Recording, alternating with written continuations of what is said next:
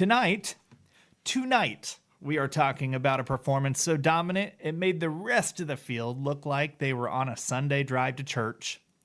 Kyle Larson at Kansas, folks. This wasn't just a win. This was a clinic. This wasn't a race. It was a NASCAR seminar taught by Professor Young Money himself. And the syllabus?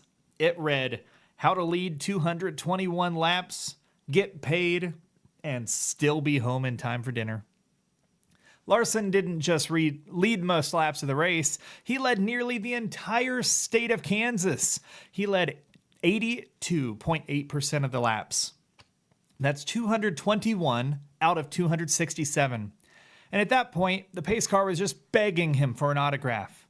I mean, if this was baseball, he threw a complete game shutout and hit 3 home runs.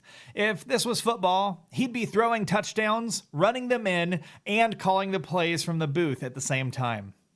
And the rest of the field, bless them, they were participating. They were out there like, hey, we showed up too. Christopher Bell came in second, which is impressive until you realize he only led 3 laps and still had to get his teeth kicked in by a Chevy that looked possessed. Bell's crew chief probably just hugged him at the end and said, "It's okay, buddy. You weren't driving against any mortals today."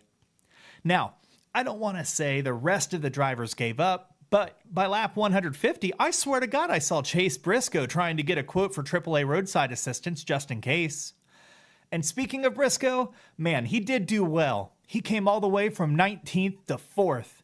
That's like showing up late to a bar fight and still leaving with the trophy model girl. Respect. No laps led, but a hard gas move, no brakes, and that Bass Pro Shops Toyota hunted positions like it was opening day of deer season. Meanwhile, Josh Berry. I don't know what he had for breakfast, but for someone, can they please check on the motorcraft car? Because it might have magnets. No, he didn't have anything for Larson, but he did start 38th, which was last this week, and he came home 6th. If that isn't NASCAR's version of the American dream, I don't know what is. He passed more cars than the dealership on President's Day. 103 green flag passes. That's not racing. That's part-time Ubering.